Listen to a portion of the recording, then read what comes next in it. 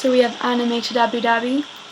So animated, in fact, that I'm filming my fan formula on a Sunday, so I don't forget anything from the race. Hence why I look like a zombie and I sound a little bit tired.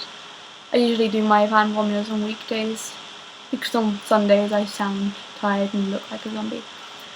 Anyways, I'm just going to address something first. So someone was saying how their cat, Billy, in one of their fan formula videos last week, they said that Billy can take anything that any bunny throws at him. Clearly Billy hasn't met Mr. T, who is named Mr. T for a reason. I mean, you don't take on Mr. T. Mr. T is just too cool. And also, I assume Billy hasn't met Honey.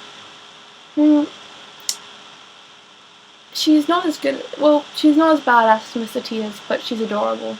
So she just sits there and looks cute. And who can argue with that? Quite a few of you will have no idea why I'm showing you my bunny rabbits.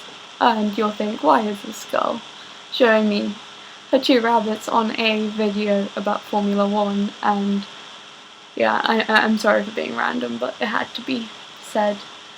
There will be some people who at least understand this. If you're on Twitter, you'll probably understand this. I will move on to my questions now. Question 1. With so many instances in today's Grand Prix, which one do you think was the biggest mistake made by a driver? I think the first lap incidences were all just your typical first lap instances, racing instances. Narain's and Nico's was a racing incident too. We heard that Narain had that issue with his engine, or was it hydraulics issue? I can't totally remember, which meant that Narain had to brake pretty suddenly and Nico didn't have time to react in the blind corner, and Nico flew over him and into the barriers and had a very heavy impact, which terrified me a lot, but luckily he was okay and got out of the car quickly, thankfully.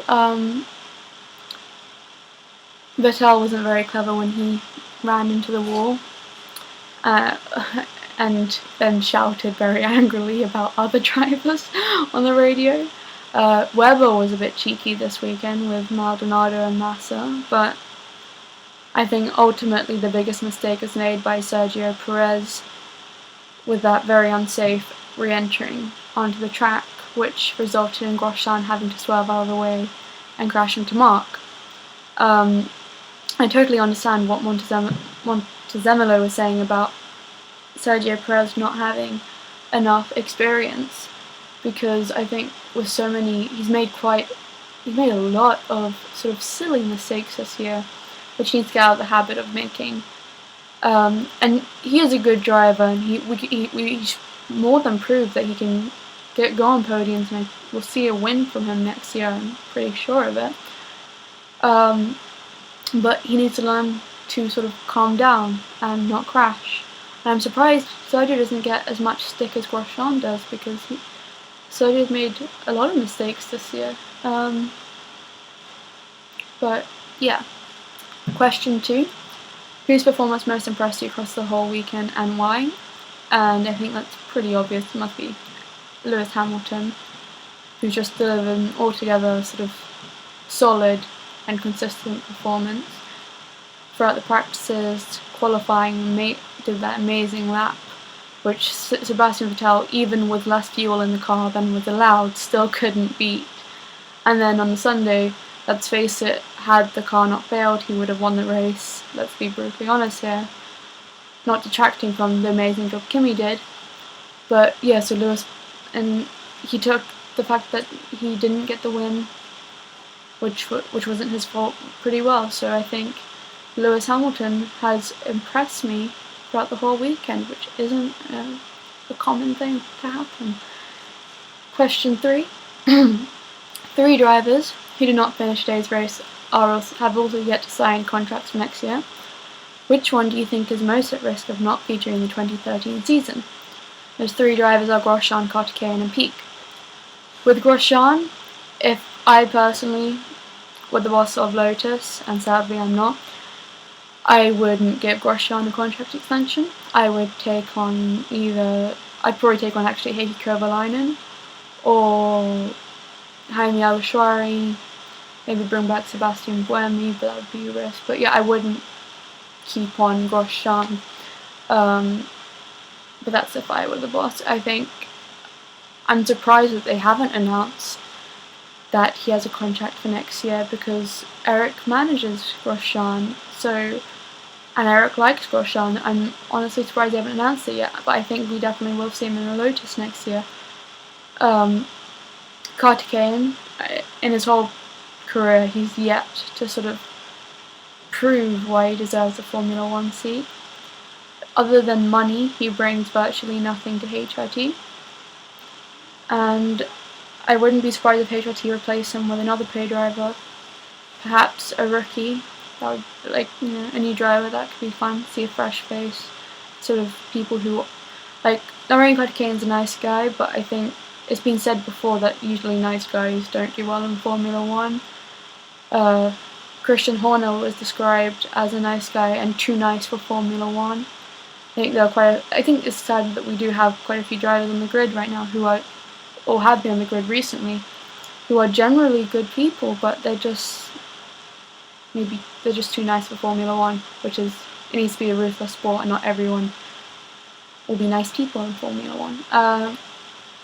With Pic, I think he's more than shown that he deserves a race in Formula 1. He's proved a challenge for Team Glock. He has done fantastic on his rookie year in a car which isn't that good. So, huge props to Pic. So I think Grosjean we'll see next year.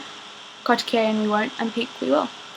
And I hope we do. I hope for Pic's sake that we will. Pic's sake sounds like Pete's sake. I just laughed at my own joke. That's terrible.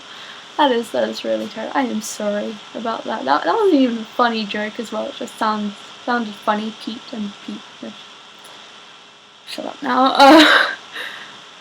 That was embarrassing. Bonus question. Kimi made his comeback win a special one with some typical Kimi quotes. Which one was your favourite? I've got to give it to Kimi. When he leads the race, he at least makes it interesting for all of us. Other drivers, they just drive, that's all they do. Kimi likes to entertain us. My favourite one would have to be when Kimi went, yes, I'm doing that. You don't need to remind me all the time, when they told him to save his tyres. And that was definitely the funniest one for me, because he sounds exactly like a child getting angry at their parents going, yeah, stop nagging me. That was just too good. Kimi's a bit of a diva, but in a fun way, in a way we all enjoy. So it's good to have him back. I'm glad we have him back in Formula 1. I did miss him, and he's proven he does deserve to be in Formula 1. A lot of people going on about, Kimi's comeback versus Michael's comeback, and they're completely different circumstances, so please don't judge them against each other. Kimi was gone for 3 years, Michael was gone for 4 years. Kimi was still racing in those 3 years, he was doing rallying, he still was in that racing mindset. Michael had retired. He left behind that racing mindset. He was just enjoying himself on his private island, doing skydiving and western horse riding. He left that racing mindset. So of course, in that first year he struggled more than Kimi did, whereas Kimi was racing the whole time in his 3-year break. Also, in those 4 years a lot changed, and in the 3 years, it's considerably sort of less of a change, I think. Also, Kimi lucked out with Lotus. I mean, no one saw this coming, that Lotus were going to basically be a top team. Whereas Michael got unlucky with Mercedes, we were all expecting them to be a top team after Brawn GP rather, and then they were 4th in the constructors at best, and the best they could hope to get was 6th or 7th. So yeah, I think it's getting really annoying. I've seen quite a few people go, I've seen Kimi fans, instead of the first thing they said was yeah, Kimi win, the first thing they were like, haha, Michael, that's what a comeback is. It's you ass. I mean, why are you concentrating on Michael? Why aren't you just happy for Kimi? But yeah, Kimi's done a fantastic job, and just really happy to see him back. And happy to see him win a race, because he was complaining about not winning a race. I think it's funny that he actually won a race at a track that he calls a bit shit, really.